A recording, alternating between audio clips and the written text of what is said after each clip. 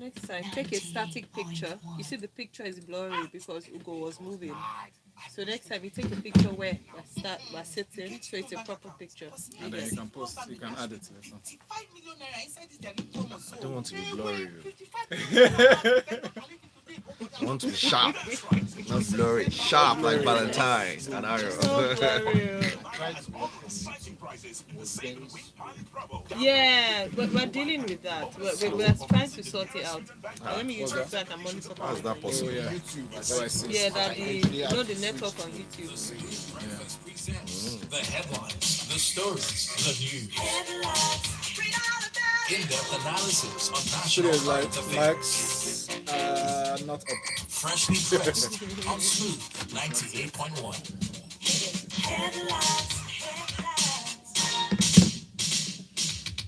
Okay, should is like Max or up.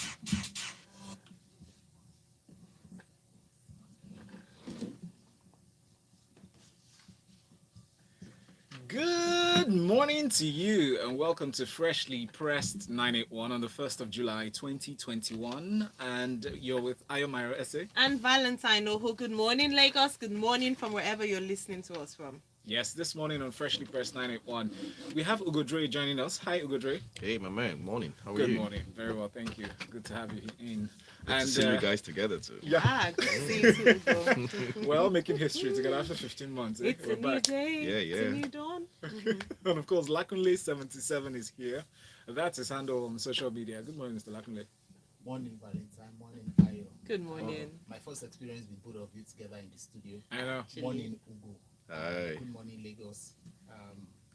It's the second half of the year, so let's kick it. Yeah. That's right. Let's kick it. All right, if you'd like to join the conversation, you can do so by sending your message to WhatsApp. WhatsApp is 0809 444 0981. I think at this point, it's important to mention that we're also, apart from the fact that Valentine and I are in the studio together, we're changing our programming, or we've changed our programming from today. So immediately after Freshly Pressed 981 at 8:10 a.m., we go straight into Lagos Talks 981. So you have an opportunity to call us, send in your message. So if we don't get to read your message during the show between 7:30 and 8, don't worry. From 8:10 to 9 o'clock, we have enough time to take your comments, get your messages in, and your calls. We're also streaming live on YouTube, youtube.com/smooth981FM Lagos. All right, let's go straight to our first story for today. I'll be starting with you, Lakunle, and the headline reads, Federal government's $4 billion stake in Dangote Refinery raises dust. Guardian. So, seeing this headline, I remember the first time we talked about Ugo. Thankfully, I think that day you were in the studio where we talked about the federal government stake in Dangote Refinery, the fact that they were going to be investing. And there were questions around this. Well, this report raises that as a number of analysts weighed in on this, the federal government is said to have a $4 billion stake in Dangote Refinery. And they're saying that, and I'll take a comment from Mele Kyari, who is the group managing director of NNPC. He says it is important that the NNPC, as the national oil company, guarantee energy security for the country by having a say in the board of the refinery. That is the Dangote Refinery. And also, it's also important to mention that despite the fact that billions has been expended on refineries in Nigeria year in, year out, the last time it was not a drop of crude oil was refined. Please take us through this story. What's your take on this, and in terms of what the analysts have said? On the excuse me. On the surface of the argument, brilliant move. You want to guarantee product security for the country.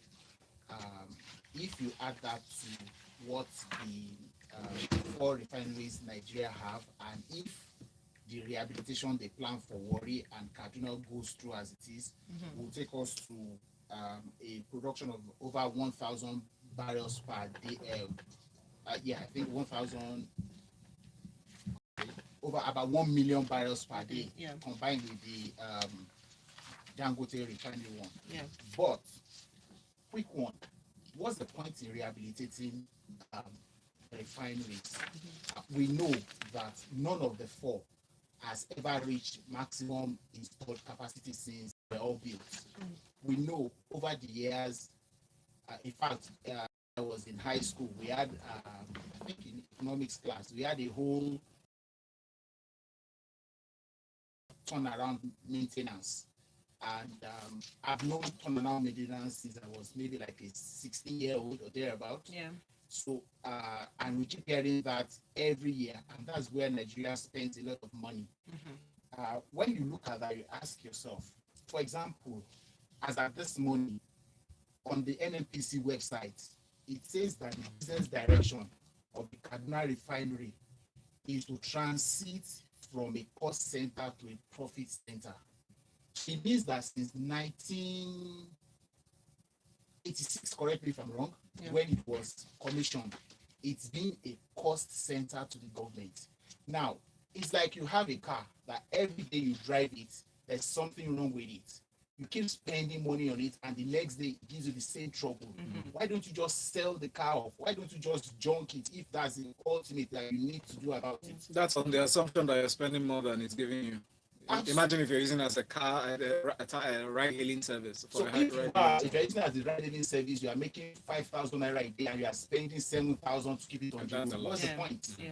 That's what we've been doing. And I think there have been calls for this, and I'm sure you agree, in terms of should we sell it, should we privatize it, what returns in terms we had done this before. The government came and reversed the sale. 2008. That was, I think, 2008.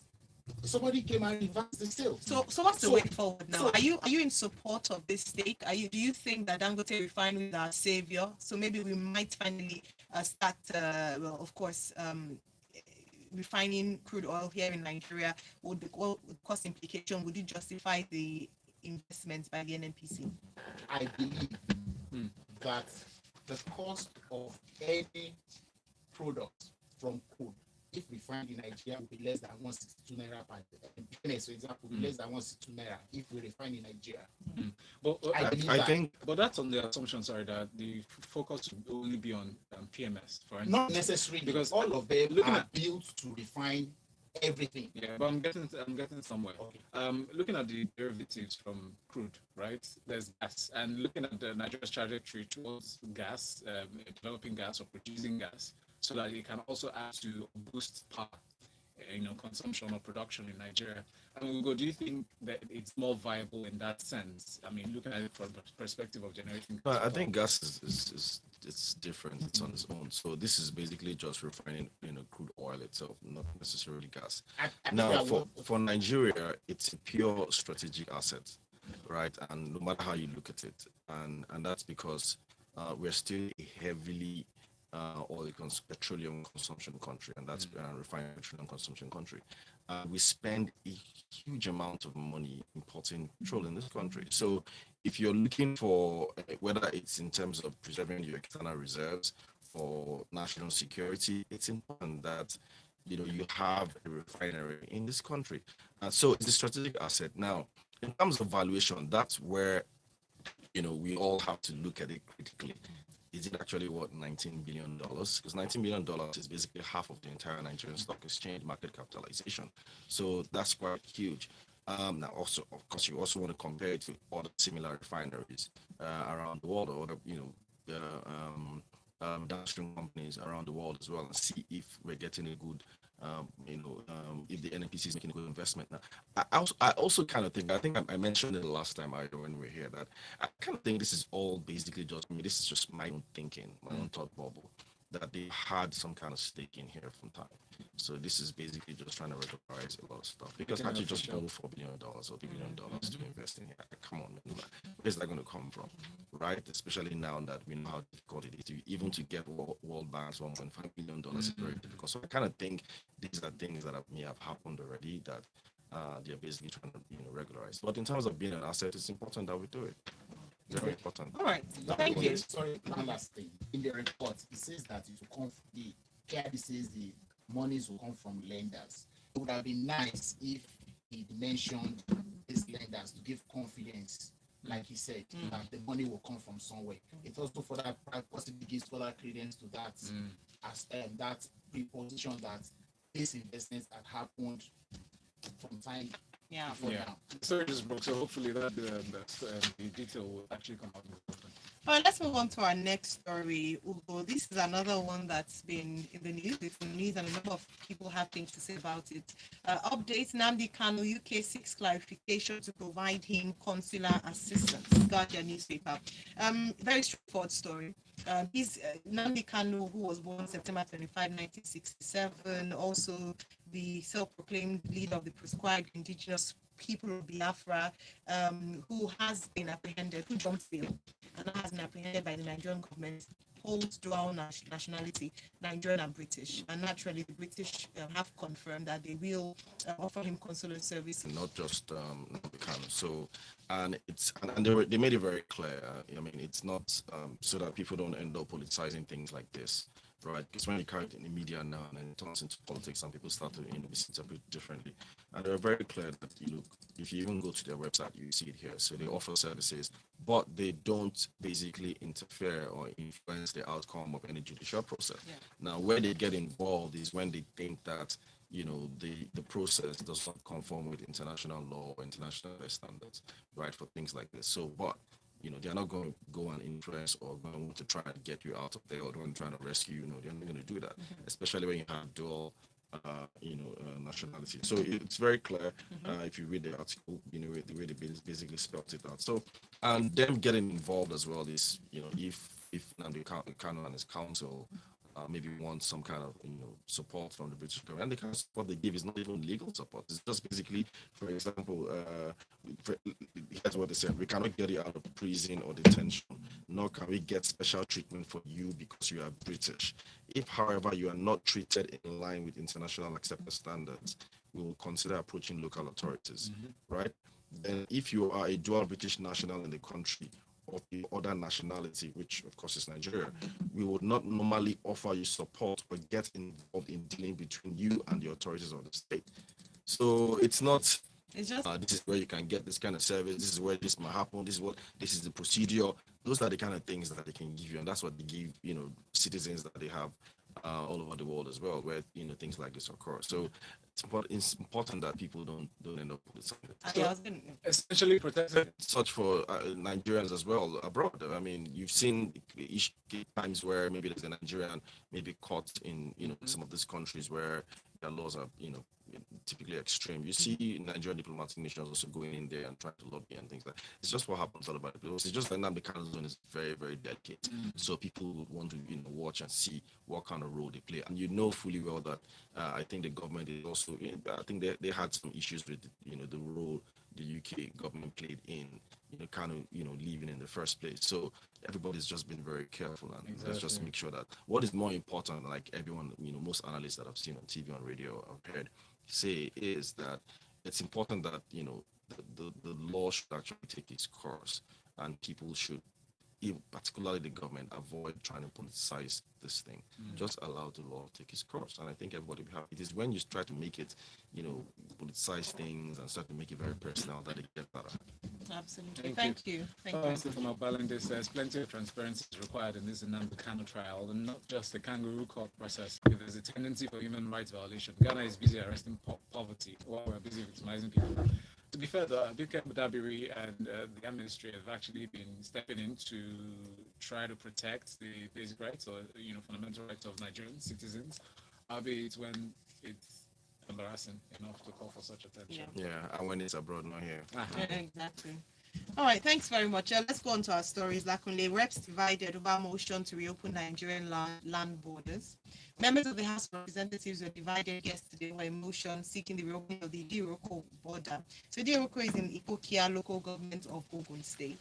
It's remained closed since 2019 when the federal government ordered the closure of land borders. Some were opened earlier this year, but it's not one of the ones that was open. So please take us through this story. I think especially addressing the merits and demerits of the closure of the land borders.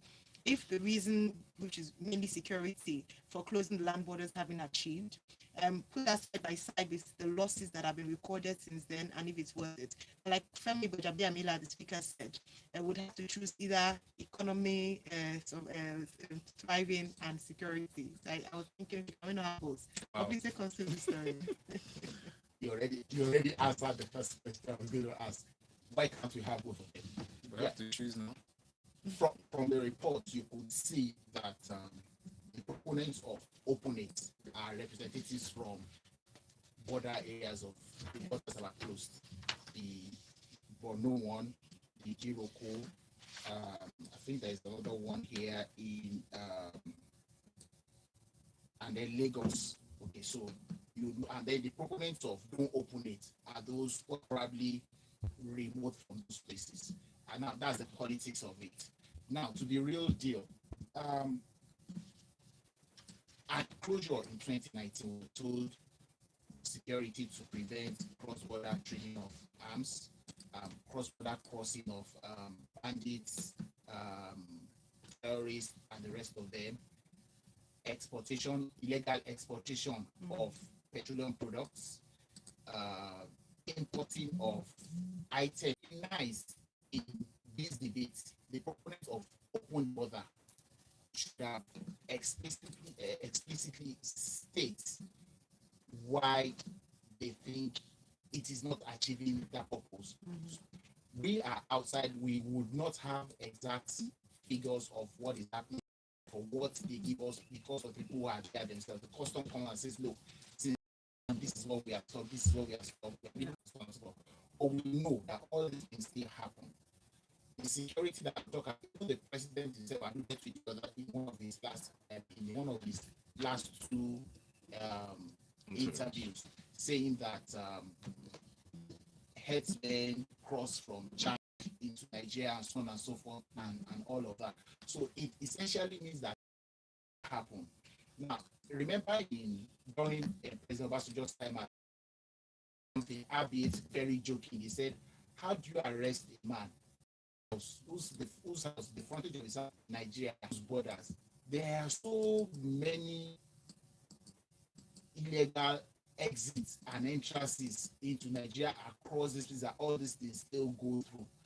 And I think that if we were in an environment, if ECOWAS was up to its duty, I think that by now they'll put a lot of pressure on Nigeria to open those borders, because by closing those borders, we are already against that ECOWAS. Yeah. There's also the African Continental Trade Free trade. which Nigeria is, in fact, not just the signature, is the next. Aren't we against that thing by closing our borders to these things? So those are the questions that we need to answer, not just for the reps to sit down and be brick-batting over open it and not open and move on. We need data. Thank you so much. Remember James Carville? He was one of Bill Clinton's aides back then, and there was something he said when Bill Clinton was running for re-election. And I think he said, "It's the economy, stupid." So somebody else said the same thing. It's the border, stupid. So what that means is most of the economic issues we're having today in this country, whether it's high inflation, high cost of goods and services, border related. Yeah, because that's where goods and services pass. Yeah. And if you close it to plug one hole, plug something or even block something, you're blocking other things with it. Yeah. And yesterday we discussed this issue about border closure and how it's affected the economy. And agencies representing the government are complicit in some of this smuggling, especially of petroleum products. It's the border, stupid.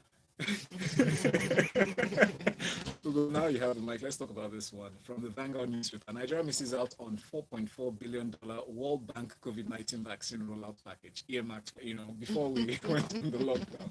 We're talking about palliatives and how government could, act fast, and see issues of transparency were discussed as well, and how that could be a benchmark or one of the metrics for receiving such aid. Now I hear Nigeria is not part of it. Don't get too hard on yourself, Mr. Why? Yeah, don't get too hard on yourself. So this is actually, I did a bit of research, and it looks like a ton by ton, grant or donation, or however you want to call it. So there was a $2 billion that was done earlier in the year, I think sometime in April or something, and then this other batch now is $4.something billion. Now, the World Bank, if you go to their website, they did state that the plan is to put together $12 billion. over a period of time for 100 countries. So I am hoping Mm. that Nigeria, being one of the poorest countries in the world, gets into that list at some point. How can you Because say when that you see about the giants of Africa? the giant of Africa is fine in different ways. The ant is the giant in his own kingdom. Giants in Africa, ants in the rest of the world. So basically, yeah. So it's I think it's in batches. It's just that for optics sake, Cote d'Ivoire, Ghana, or Benin, all the Niger. countries around you, Niger. So when you saw Niger, did they forget to put IA? Exactly. So it's not just there, but I think it's gonna come. I mean, and then there's a bit of cynicism as well, and you can't blame people who think that way because Nigeria has been struggling to get any kind of funding from the World Bank for some time now. And that's because of all sorts of restrictions that they put together. And at some point, the authorities were wondering, look, do you really want to help this country? You're fighting COVID-19, and you're supposed to provide some kind of grant, and then your time grants to all sorts of conditions. You devalue, float your currency. What has that got to do with the grant? I mean, that's what this is not that. It's going to come at some point, I think. It's in batches. So let's see. They've done 2 already, done another 4. So we're just Hopefully. halfway there. Yeah. Yeah, I'm So- concerned because first of all, what was part of the reasons why they made these grants is to aid vaccine contracts, options and agreements, vaccine financing, delivery agreements and doses delivered and future delivery plans, and also to boost training health workers, data and information systems, cold chain. Pretty much paying health workers just increasing their revenue or their welfare. Sometimes you wonder whether this thing should pay in you, or whether it should not pay in you. Let Because when me- the money comes now, you 100. Will they use this money well? So Well, it's How about part of the requirement. It seems that Modupe asks a very important question. Haven't we outgrown such? The one country is African countries, please. That's, optics.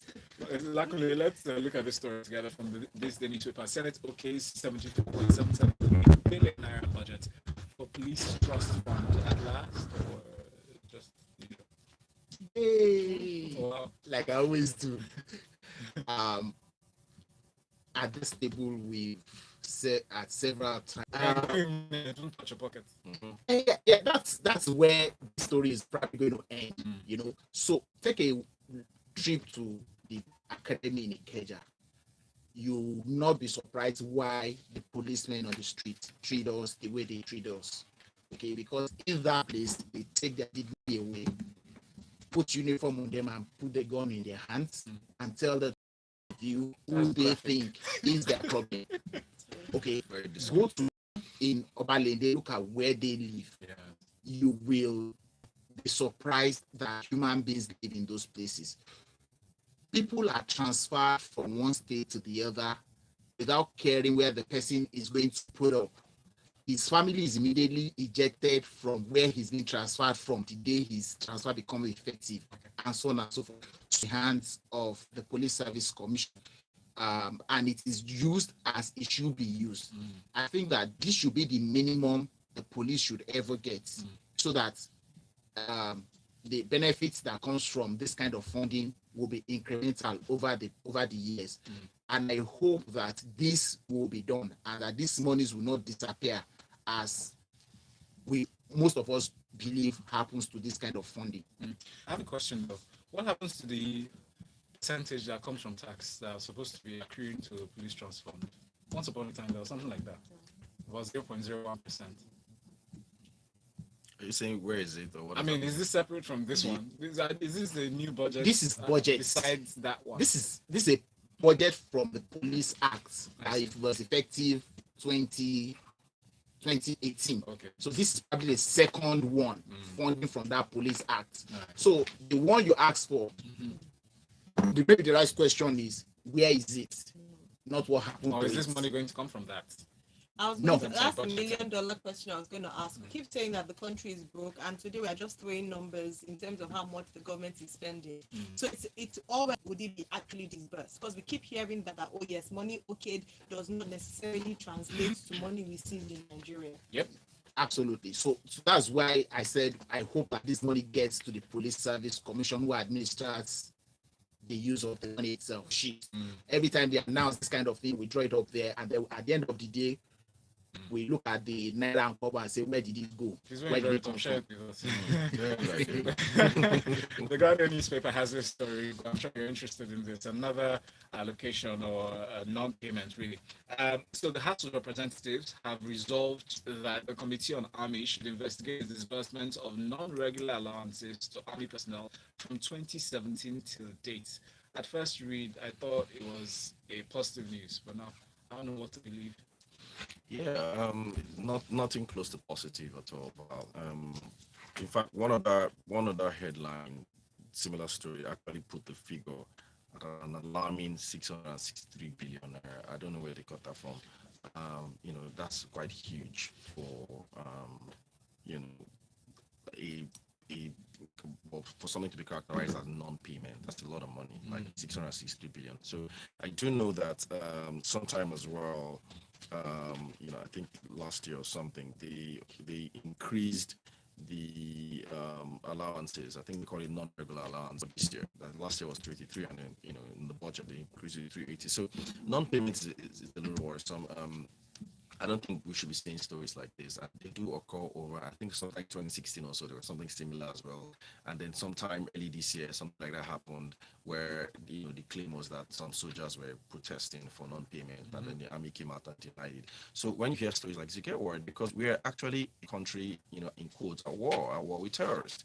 So you have people out there, risking their lives, sticking all that they have just to defend this country. And what you don't want is these people not getting paid. And that's So the last sometimes it's thing. just very hurting. It's Yes. hurtful. You have people who are fighting and trying to keep this country together, and they fear that they're not being given their allowance, they're not being paid.